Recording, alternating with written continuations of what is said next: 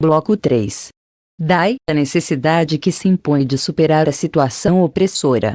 Isto implica no reconhecimento crítico, na razão desta situação, para que, através de uma ação transformadora que incida sobre ela, se instaure uma outra, que possibilite aquela busca do ser mais. No momento, porém, em que se começa a autêntica luta para criar a situação que nascerá da superação da velha, já se está lutando pelo ser mais. E, se a situação opressora gera uma totalidade desumanizada e desumanizante, que atinge aos que oprimem e aos oprimidos, não vai ceder, como já afirmamos, aos primeiros, que se encontram desumanizados pelo só motivo de oprimir, mas aos segundos, gerar de seu ser menos a busca do ser mais de todos. Os oprimidos, contudo, acomodados e adaptados, imersos na própria engrenagem da estrutura dominadora, temem a liberdade, enquanto não se sentem capazes de correr o risco de assumi-la. E a temem, também, na medida em que, lutar por ela, significa uma ameaça, não só aos que a usam para oprimir, como seus proprietários exclusivos, mas aos companheiros oprimidos, que se assustam com maiores repressões. Quando descobrem em si o anseio por libertar-se, percebem que este anseio somente se faz concretude na concretude de outros anseios. Enquanto tocados pelo medo da liberdade, se negam a apelar a outros e a escutar o apelo que se lhes faça ou que se tenham feito a si mesmos, preferindo a gregarização à convivência autêntica.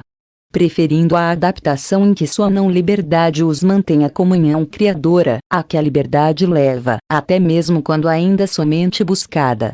Sofrem uma dualidade que se instala na interioridade do seu ser. Descobrem que, não sendo livres, não chegam a ser autenticamente. Querem ser, mas temem ser.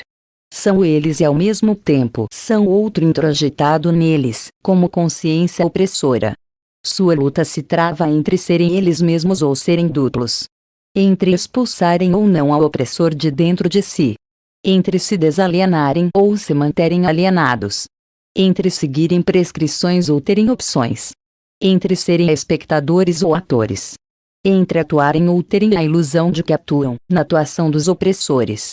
Entre dizerem a palavra ou não terem voz, castrados no seu poder de criar e recriar, no seu poder de transformar o mundo. Este é o trágico dilema dos oprimidos, que a sua pedagogia tende a enfrentar. A libertação, por isto, é um parto. E um parto doloroso. O homem que nasce deste parto é um homem novo que só é viável pela superação da contradição opressores-oprimidos, que é a libertação de todos. A superação da contradição é o parto que traz ao mundo este homem novo não mais opressor, não mais oprimido, mas homem libertando-se. Esta superação não pode dar-se, porém, em termos puramente idealistas.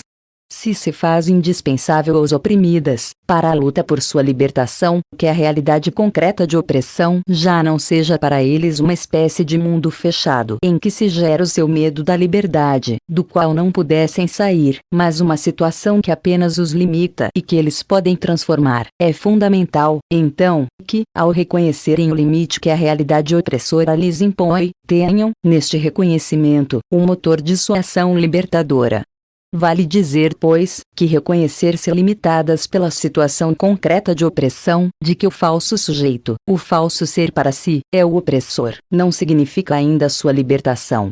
Como contradição do opressor, que tem neles a sua verdade, como disse Hegel, somente superam a contradição em que se acham, quando o reconhecer-se oprimidos os engaja na luta por libertar-se. Não basta saber-se numa relação dialética com o opressor, seu contrário antagônico, descobrindo, por exemplo, que sem eles o opressor não existiria, Hegel, para estarem de fato libertados. É preciso, enfatizemos, que se entreguem à praxis libertadora. O mesmo se pode dizer ou afirmar com relação ao opressor, tomado individualmente, como pessoa. Descobrir-se na posição de opressor, mesmo que sofra por este fato, não é ainda solidarizar-se com os oprimidos.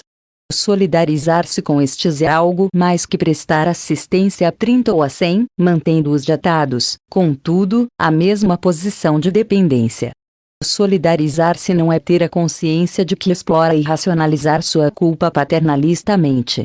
A solidariedade, exigindo de quem se solidariza, que assuma a situação de com quem se solidarizou, é uma atitude radical. Se o que caracteriza os oprimidos, como consciência servil em relação à consciência do Senhor, é fazer-se quase coisa e transformar-se, como salienta Alegel, em consciência para o outro, a solidariedade verdadeira com eles está em com eles lutar para a transformação da realidade objetiva que os faz ser este ser para outro. O opressor só se solidariza com os oprimidos quando seu gesto deixa de ser um gesto piegas e sentimental, de caráter individual, e passa a ser um ato de amor àqueles.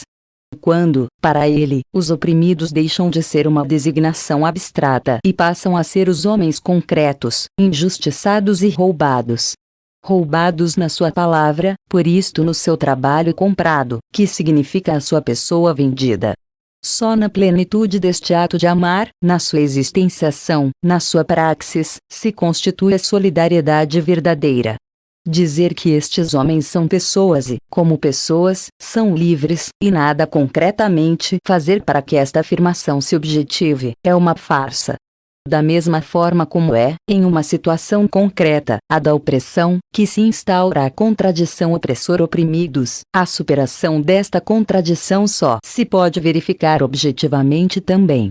Daí, esta exigência radical, tanto para o opressor que se descobre opressor, quanto para os oprimidos que, reconhecendo-se contradição daquele, desvelam o mundo da opressão e percebem os mitos que o alimentam, a radical exigência da transformação da situação concreta que gera a opressão.